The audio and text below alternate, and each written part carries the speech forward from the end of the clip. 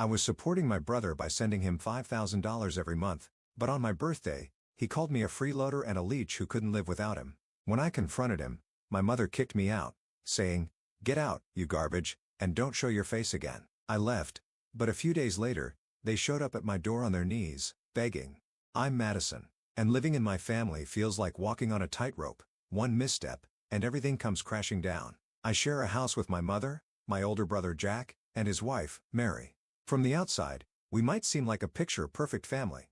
But behind closed doors, it's a different story, one filled with tension, silent battles, and unspoken resentment. Jack is the golden child, the pride of our family. With his prestigious degree and high-paying job, he is the embodiment of success. My mother adores him, holding him up as the shining example of what a child should be. Mary, his ever-poised wife, plays her role flawlessly, always appearing supportive, always knowing the right thing to say. But beneath her polished surface, she only adds to the division in our household. And then there's me, the one who holds everything together, but is rarely acknowledged. I manage the household, keep track of the bills, and ensure my mother is comfortable. Yet, my efforts seem invisible. One day, my mother made a passing remark that cut deeper than she realized. "Living with Jack and Mary seems better for me," she said casually. In that moment, it was clear, no matter how much I contributed, emotionally or financially, I would always be the overlooked one. The one who did the work but never got the praise. The one who sacrificed but whose sacrifices were never recognized. But if there's one thing life has taught me, it's that strength comes from adversity. A life-altering change. During my second year of university, everything shifted. My father fell seriously ill, and our family was thrown into chaos. His condition required constant care, and it didn't take long to realize that my mother, who had never been the best at handling responsibilities, couldn't manage it on her own. We hired caregivers, but they could only do so much. The gaps in care were glaring, and someone had to step up. That someone was me. Between rushing to my lectures and racing back home, I found myself juggling two lives, one as a student trying to keep up with coursework and another as a caregiver ensuring my father's comfort. The weight of responsibility was suffocating, but I couldn't let him suffer. There were nights I barely slept trying to balance assignments with late-night check-ins on my father. I started skipping social events and study sessions, knowing that if I wasn't there, he might not get the care he needed. And then, a terrifying thought hit me. What would happen when I graduated? Once I started working, how would I continue to take care of him? The uncertainty loomed over me, like a storm cloud. Finding a way forward. Desperate for a solution, I began searching for alternatives. I delved into online business models, hoping to find a way to make money without being tied to a 10-to-6 job. My economics classes suddenly became more than just theory, they became tools for survival. I spent hours researching, testing different ideas, and learning everything I could about financial independence. At first, progress was slow. But with time, determination, and countless late nights, I started seeing results. For the first time in my life, I saw a glimpse of freedom, a path where I wasn't just the family's overlooked member, but someone capable of creating a future on my own terms. My story isn't just about struggles, it's about resilience. It's about finding strength when the world sees you as weak. And most of all, it's about proving that sometimes, the ones who are underestimated are the ones who rise the highest. A different path. I teamed up with some friends who knew a lot about business and technology. Together, we started a small online business. While most of my team worked from an office, I chose to work from home so I could stay close to my father. At first, things were slow. But over time, our business started growing. I was able to earn money and help with our household expenses. One day, as I was helping my father with his medicine, he looked at me with a warm smile. "Madison, you've sacrificed so much for this family," he said gently. "You've become a responsible and hard-working woman. I'm proud of you." His words touched my heart. It wasn't often that someone noticed my efforts, but hearing that from him made all the long nights and hard days feel worth it. Even though my life took a different path than I had planned, starting an online business allowed me to support my family in ways I never thought possible. It wasn't the future I imagined, but it became a journey of strength and growth. While others in my family didn't always see my efforts, my father's words reminded me that my sacrifices were not in vain. The golden son, my brother, Jack, has always been seen as the pride of our family. He was smart, determined, and went to a top university. He quickly got a high-paying job and my mother never missed a chance to praise him. While I stayed home, taking care of our father and building my business, Jack was out living his dream in the city. He became distant, barely answering calls or messages, as if we no longer existed. This was especially painful for my father, who had worked hard to support Jack through school, making sure he had everything he needed. But instead of being grateful, Jack just disappeared from our lives. When my father's health started getting worse, we needed all the support we could get, but Jack was nowhere to be found. Then, out of the blue, he called us. After years of silence, we were shocked. But he wasn't calling to check on us or to ask about our father. Instead, he asked for $120,000 as a wedding gift. His request was unbelievable. He had been gone for so long, ignoring us when we needed him most, yet now he wanted a huge sum of money. My mother, always blinded by her love for him, hesitated but didn't immediately say no. She still saw him as her perfect son, even though he had abandoned us when we needed him the most. A family divided. My mother defended Jack's request, saying it was a parent's duty to help their children start a new life. Her words made my father furious. He had been listening quietly, but now his voice trembled with anger and sadness. Why should we give him anything? My father asked. He abandoned us, never checked in, and now he expects us to pay for his wedding? The disappointment in his voice was clear. My father had always been proud of Jack's success, but this betrayal shattered that pride. My mother tried to argue, saying that helping Jack would bring the family closer. But my father wasn't convinced. Madison has been here every day, taking care of this family, while Jack disappeared without a word. And now he wants money? He doesn't deserve a single penny, he said firmly. His usual calm tone was now filled with hurt. The argument left the house tense. For the first time, my father openly acknowledged everything I had done for the family. Jack's selfishness had not only broken his trust but had also revealed how fragile our family had become. His actions left a deep scar that would never fully heal. A heartbreaking goodbye. My father's passing was sudden and devastating. One morning, I went to check on him, only to find him unresponsive. Panic rushed through me as I called an ambulance, but it was too late. He was gone. The man who had been my rock, my confidant, and the only one who truly saw my worth was no longer with us. The pain was unbearable, but I knew I had to stay strong. I had to give him a proper farewell. As the funeral arrangements began, I quickly realized I was on my own. My mother, who should have been taking charge, seemed distant. Instead of mourning, she sat on her phone, scrolling through social media as if nothing had happened. "You handle it, Madison. I'm too overwhelmed," she said casually. Her indifference hurt, but I pushed forward, determined to honor my father's memory. On the day of the funeral, an unwelcome surprise arrived. Jack and his wife, Mary. They walked in like they were attending a party instead of a funeral. Jack strolled around casually, drawing attention for all the wrong reasons. Mary, dressed in flashy clothes, wore a smug expression that made people uncomfortable. While others had come to pay their respects, Jack acted as if he had done nothing wrong. But the worst part? My mother welcomed him with a warm smile, as if nothing had happened. Her ability to ignore his betrayal, even on the day of my father's funeral, was something I would never understand. A family's true colors. "I'm glad you're here, Jack," my mother said, her voice unusually cheerful given the situation. Then, to my shock, she added, "Now we can discuss your father's inheritance." The mood in the room shifted instantly. Guests who had come to mourn were now witnessing a family argument unfold right in front of them. Jack, never one to miss an opportunity, spoke up loudly. "Honestly, I don't think Madison should expect anything. She's been living off Dad all this time." His words were filled with sarcasm, and I could feel the weight of everyone's stares on me. My hands clenched into fists, but I forced myself to stay quiet. This was supposed to be a day to honor my father, not a battleground for greed. My mother, completely ignoring how inappropriate this conversation was, added, "Your father's money belongs to the family, and as his eldest son, Jack deserves the most." I couldn't believe what I was hearing. My father had worked his whole life to provide for us, and now his legacy was being reduced to nothing but a fight over money. I glanced at the guests. Some looked away awkwardly, while others whispered among themselves, clearly uncomfortable with what was happening. Jack, feeling bold with my mother's support, turned to me. "You've been a burden, Madison. It's only fair that I get what's rightfully mine." Mary, standing beside him, nodded with a smug smirk. I took a deep breath, forcing myself to stay calm. "This isn't the time or place for this discussion," I said firmly. "We are here to honor Dad, not argue over inheritance." Jack scoffed but didn't push further. My mother, however, looked annoyed, as if I had ruined her moment. After a few more tense seconds, Jack leaned toward my mother and whispered something. Then, without a word of respect for my father's memory, he, Mary, and my mother left the funeral early, leaving me alone to handle everything they had so carelessly disrupted.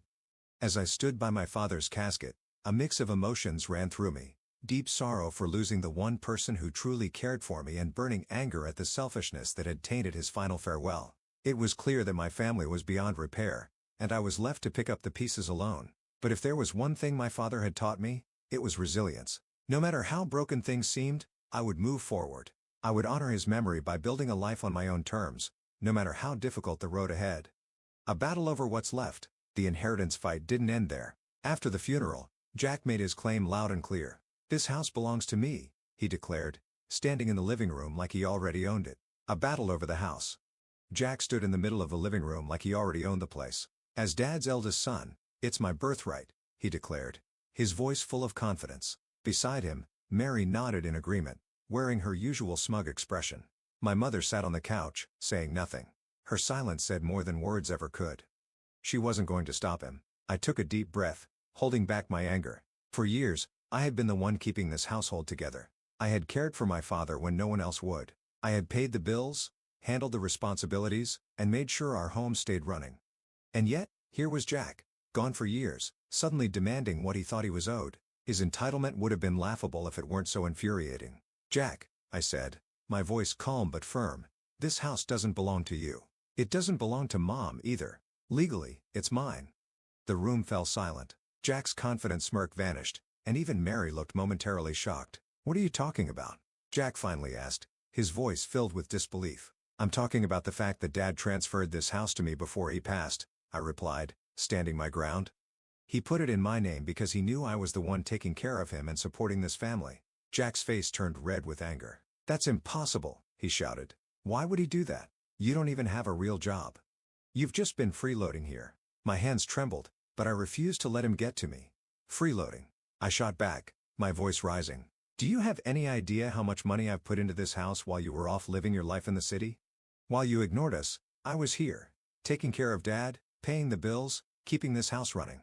I glanced at my mother, hoping, just once, that she would defend me, that she would acknowledge what I had done, but she wouldn't even meet my eyes. Her silence stung more than Jack's words ever could.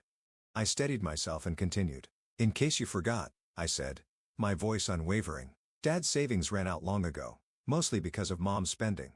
After that, I stepped in. I've been giving $5,000 every month to support this household. Dad knew I was the only one who could be relied on. That's why he made sure this house would stay in my name." As I spoke, memories flooded my mind. I remember the day my father told me about the transfer. His voice was weak, but his words were full of certainty. "Madison," he had said, "I want to make sure you're secure. You've done so much for this family, and I trust you to do what's right." His words had given me strength then and they gave me strength now. But Jack wasn't ready to back down. "This isn't fair," he shouted. "I'm the eldest son. I deserve this house. What kind of family betrays their own blood like this?" A bitter laugh escaped my lips. "Betrayal?" I repeated, shaking my head, breaking free. I looked straight at Jack. "You abandoned us for years," I said. "You didn't even check on Dad when he was sick. The only betrayal here is you showing up now, thinking you can take what isn't yours."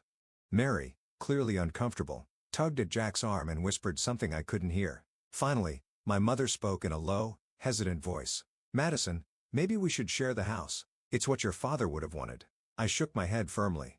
"No, Mom. Dad left this house to me because he trusted me. You and Jack have only shown selfishness, and I won't let you take advantage of me anymore." Their betrayal only made my decision clearer. This house wasn't just a building.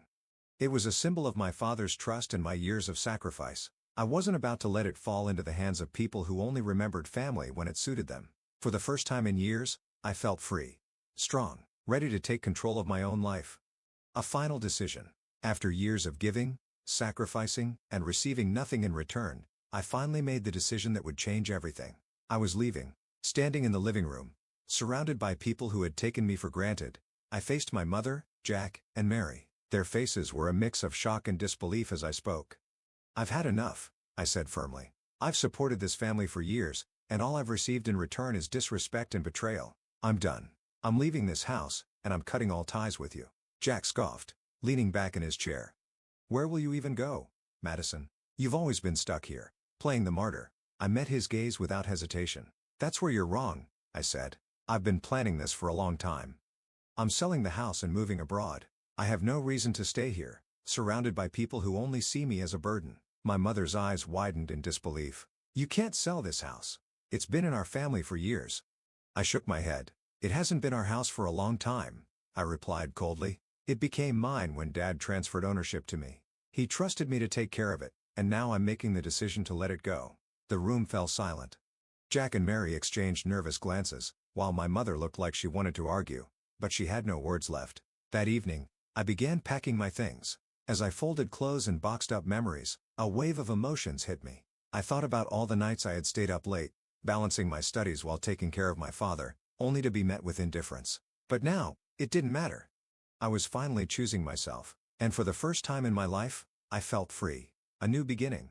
I thought about my father's words, the few moments of encouragement that had kept me going. Then, I remembered all the times my mother and Jack had taken me for granted.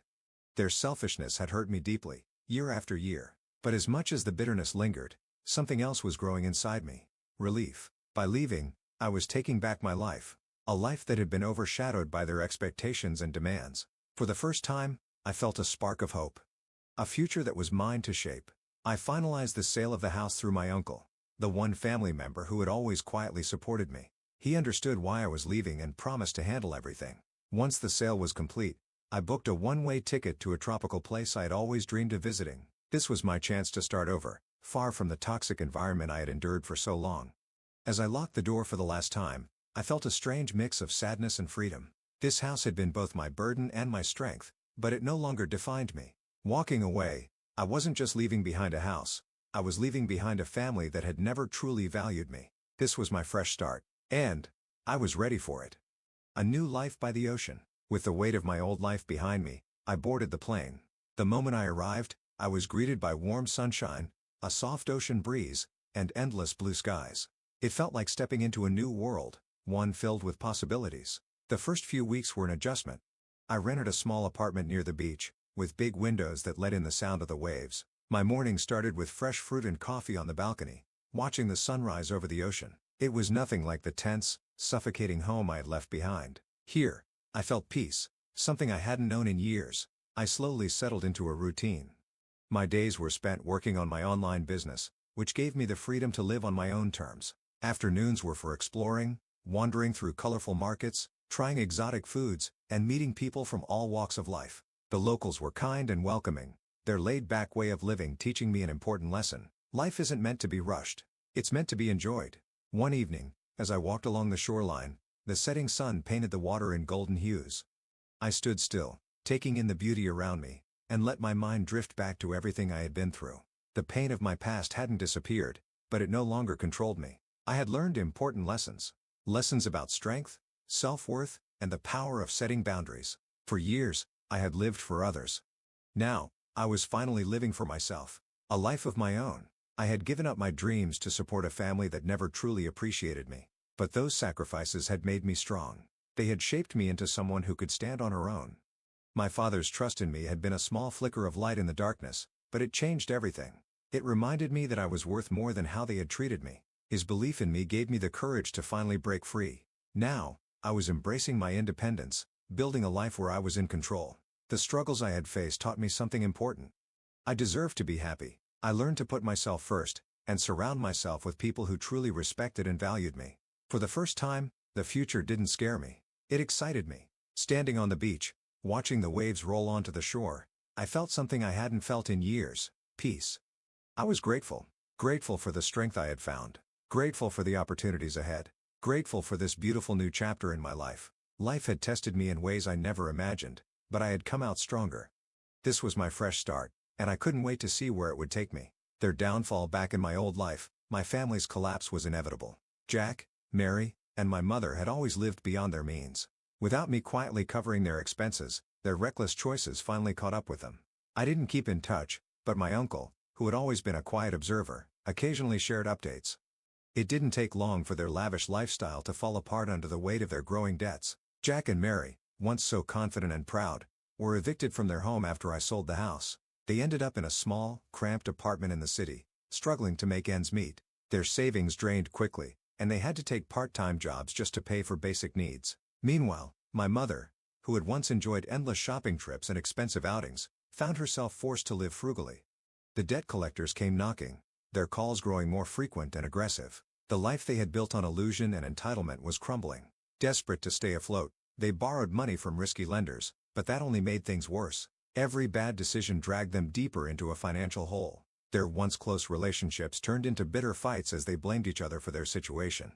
The proud family that once dismissed me, the one that made me feel invisible, was now barely holding itself together. Moving forward, as for me, I felt nothing for them anymore. I had no desire to go back, no urge to save them. My uncle would sometimes call, his voice filled with quiet disappointment at their choices, but I never asked too many questions. Their struggles were finding peace. I often thought about the irony of it all. The same people who had mocked me for staying home and working quietly were now struggling to survive, but I didn't feel joy in their downfall. It wasn't about revenge.